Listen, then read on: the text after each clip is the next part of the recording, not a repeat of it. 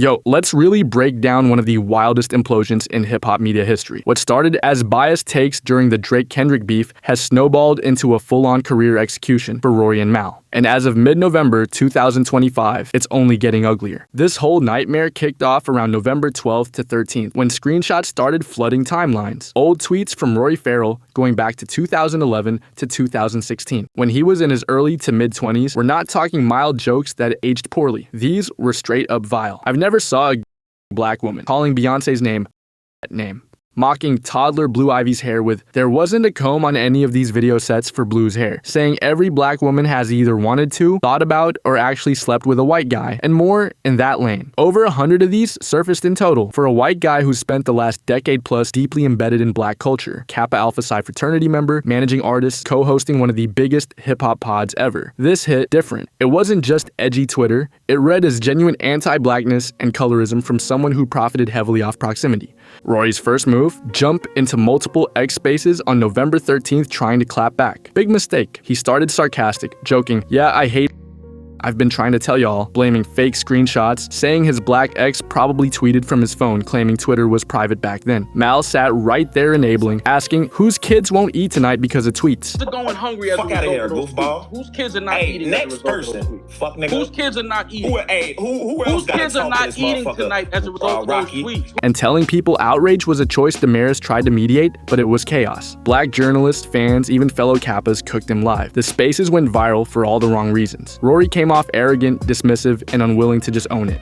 By the next day, November 14th, Rory deactivated his entire X account, the same profile he'd built his brand on for 15 years. Gone. More screenshots kept dropping because people had archives. He finally dropped a real apology on the podcast episode that Friday, episode 423 or whatever they're at now, calling the tweets racist and hateful, saying he's grown, apologizing for the pain caused, but even that felt late and damage control heavy. Mal still ran cover. They both framed the internet as overreact, and a lot of listeners weren't buying the sincerity. Now, after Rory and Mal went all in defending Drake to the point of straight up disrespecting Kendrick Lamar, dismissing GNX as mid, downplaying his entire historic run, and acting like the beef never happened, these two, plus Damaris, turned themselves into walking punchlines. The wildest part, for years everyone pointed at Mal as the main clown, the Joe Budden cast-off who tanked the show's reputation with non-stop Drake coping and blatant bias, especially since everybody knows Mal and Drake are actual best friends. But this time, Rory managed to outclown even Mal and take the whole circus down with him.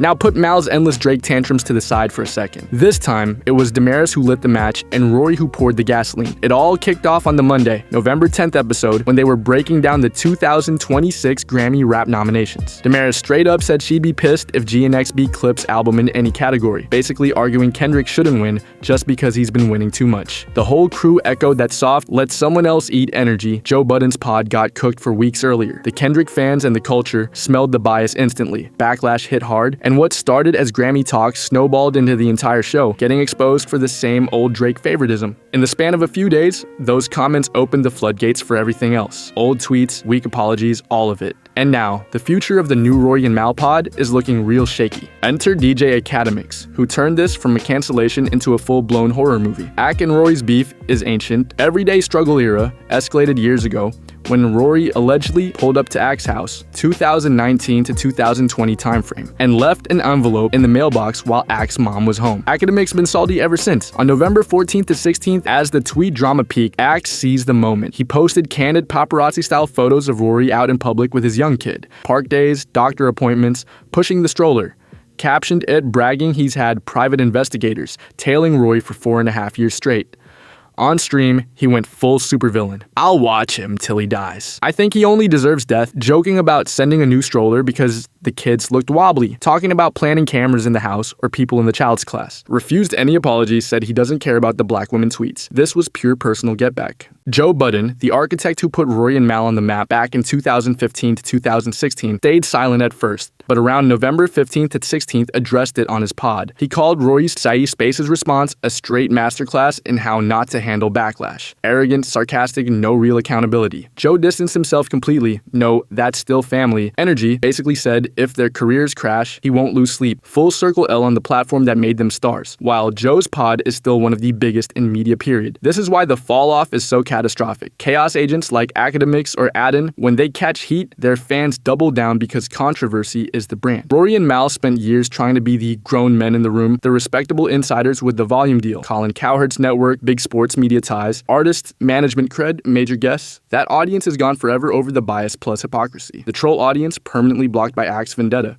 Their only potential lifeline left is Mal using his longtime Drake friendship for a massive exclusive sit-down that saves face. But banking your entire comeback on Drake in late 2025, after all the allegations, patterns, and fallout from the Kendrick war, feels delusional. 4 years after leaving Joe Budden as the good guys, Rory and Mal went from podcast royalty to the ultimate cautionary tale, faster and harder than almost anyone we've seen. Is the show actually finished? Can they go independent and rebuild with diehards? Or is this permanent radioactive status? Who came out looking the worst? Rory for the tweets, Mal for enabling, Ack for the creepy revenge. Drop everything in the comments, smash like if this timeline is insane, subscribe because whatever happens next is gonna be wild, and let me know if y'all want a full breakdown on any specific part. Peace.